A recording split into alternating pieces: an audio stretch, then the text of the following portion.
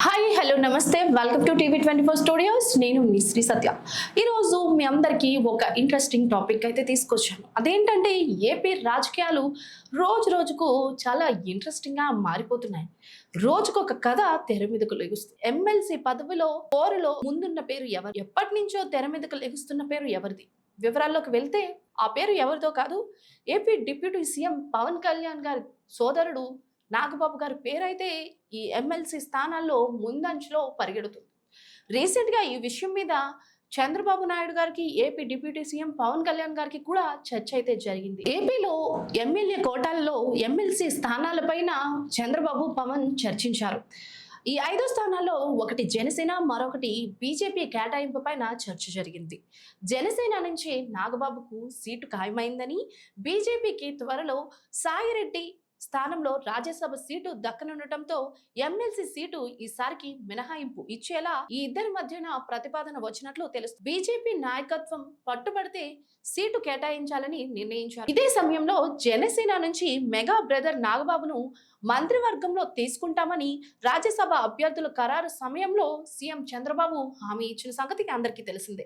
ఇప్పుడు ఇదే అంశం పైన చంద్రబాబు పవన్ మధ్య చర్చ వచ్చినట్లు తెలుస్తుంది. 5 స్థానాలు కూటమికే దక్కడంతో ఏకగ్రీవ ఎన్నిక కానుంది. అయితే నాగబాబుకు మంత్రి పదవి పైన ఇప్పటికే పవన్ స్పష్టత ఇచ్చేశారు. ఇక్కడ కులం, బంధుప్రీతి కాదని, పనివంతుడు కాదా అనేది మాత్రమే చూస్తుందని స్పష్టం చేశారు. ఎంపీగా ప్రకటించి మళ్ళీ నాగబాబును తప్పించామని గుర్తు చేశారు.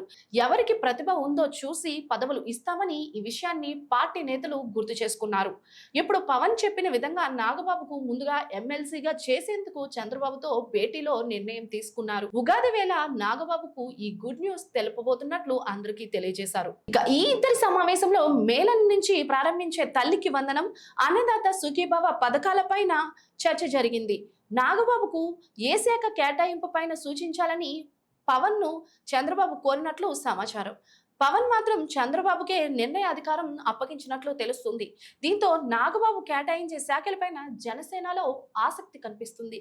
తన మన భేదం లేకుండా ఎవరికి సీట్లు కేటాయించాలో ప్రతిభను చూసి ఎవరికైతే ఏ శాఖ కరెక్ట్ గా ఉంటుందో నిర్ణయం కూడా డిప్యూటీ సీఎం పవన్ కళ్యాణ్ చంద్రబాబు నాయుడు గారి మీదే వదిలేసినట్లు తెలుస్తుంది. బంధుప్రీతి, రక్త సంబంధంతో పని లేకుండా ఆయన నిర్ణయం తీసుకోకుండా చంద్రబాబు పైన నిర్ణయం పడేయడంతో ఇక్కడ పవన్ కళ్యాణ్ మీద జనసేన అభ్యర్థులకు మరింత గౌరవం పెరిగింది. ఈసారి ఉగాదికి మెగా ఫ్యామిలీ నుంచి మరొక బ్రదర్ రాజకీయాల్లోకి వస్తున్నట్లుగా తెలుస్తుంది. ఆల్రెడీ ఎప్పటి నుంచో రాజకీయాల్లో ఉన్న పదవిని తీసుకున్నట్టుగా తెలుస్తుంది. అయితే ఈ పదవిని ఉగాదికి భర్తీ చేయనున్నట్లుగా సమాచారం. అయితే నాగబాబు గారికి ఎమ్మెల్సీ ఇచ్చి శాసనసభలో అడుగు పెట్టబోతున్నట్లు కంగ్రాచులేషన్స్ చెబుతున్నారు నెటిజన్లు. అసలు నిజంగానే నాగబాబు గారు రాజకీయాల్లోకి వెళ్తున్నారా? నిజంగానే అసలు నాగబాబు గారికి ఎమ్మెల్సీ సీట్ అయితే ఖరారైందా అన్నది మీరు ఈ వీడియో కింద కామెంట్ చేయండి. మీ కామెంట్స్ కోసం మా 24 స్టూడియోస్ ఎప్పుడు వెయిట్ చేస్తూనే ఉంటుంది. Thanks for watching. Stay tuned to 24 studios.